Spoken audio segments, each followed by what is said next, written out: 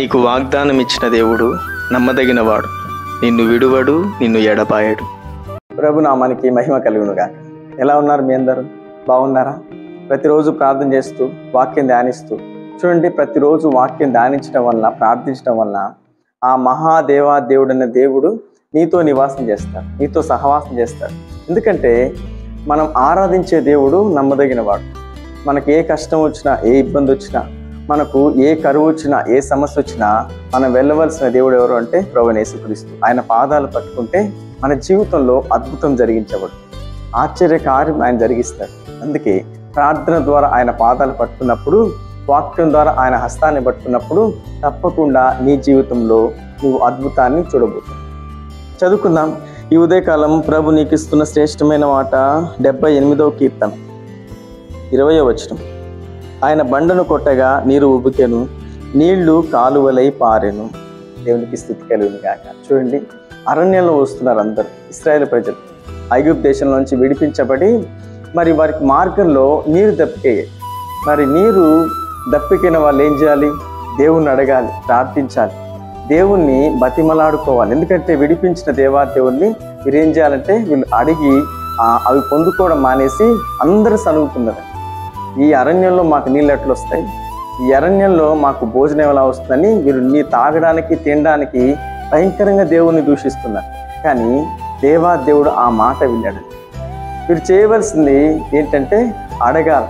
మనం ఏది కావాల్సి వచ్చినా కూడా, మనకి ఏది అవసరం వచ్చినా కూడా మనం ప్రార్థించినప్పుడు తప్పకుండా ప్రభు ఇస్తారు. కానీ అక్కడ మాకు ఇవ్వగలడా అని అడిగినప్పుడు దేవుడు మామూలుగా ఏమైనా చేయొచ్చు, కానీ నేను ఏమైనా చేయగలనని రుజువుపరచుకోవడానికి బండను కొట్టాడండి. బండలోంచి ఎక్కడి నుంచి వస్తుందా? అసలు బండలోంచి నీరు రాదు మామూలుగా. కానీ మనం ఆరాధిస్తున్న దేవుడు అద్భుతం చేయగల దేవుడు కనుక బండను కొట్టగా నీళ్లు వచ్చాయండి దాంట్లోంచి. ఆ నీళ్ళు ఎలా వచ్చాయి? అద్భుతంగా నా నీళ్లు కాలువలే పారిన రాయబడి. మనం ఆరాధిస్తున్న దేవుడు ఏమైనా చేయగలడు, ఎక్కడి నుంచైనా నీకు అద్భుతం చూపించగలడు. మన సమస్యలు ఉన్నప్పుడు, బాధలు ఉన్నప్పుడు, మన కష్టంలో ఉన్నప్పుడు, శ్రమలో దుఃఖంలో ఉన్నప్పుడు ప్రార్థన చేయడం చాలా శ్రేష్టమైనది. ప్రార్థించి ఆయన్ను అడిగి అది తీసుకోవడం మనం నేర్చుకోవాలండి. అందుకే ప్రభు అంటున్నాడు, నేను ఏమైనా చేయగలను. నీ జీవితంలో కూడా ఏమైనా చేస్తాను. నీ బాధలో, నీ శ్రమలో, నీ దుఃఖంలో, నీ వేదనలో, నీ కన్నీటిలో ప్రభు తప్పకుండా అద్భుతం చేసే దేవుడు. ఆనాడు బండలో నుంచి నీరు రప్పించిన దేవుడు నీ కష్టం తీసేయలేడా? నీ ఇబ్బంది తీసేయలేడా? నీ శోధన తొలగించలేడా? తప్పకుండా చేస్తాడు. తప్పకుండా మీరు కూడా ప్రార్థన చేయండి. ప్రార్థన ద్వారా ఆయన పాదాలు పట్టుకోండి. దేవుడు నీ జీవితంలో కూడా ఆనాడు చేసిన అద్భుతం కంటే మరొక అద్భుతం, మరొక ఆశ్చర్యకారం తప్పకుండా నీ జీవితంలో జరిగిస్తాడు. ఈ వాగ్దానం నీ జీవితంలో ప్రభు నెరవేర్చి ఈరోజంతా ఆయన మీకు తోడే ఉండి నడిపించును కాక. ఆమె కళ్ళు మూసుకొని ప్రార్థనలు ఎక్కివించండి. మీ అందరి కోసం నేను ప్రార్థన చేస్తాను. మహాపరిశుద్ధుడా, మహిమగల దేవుడానికి స్తోత్రం.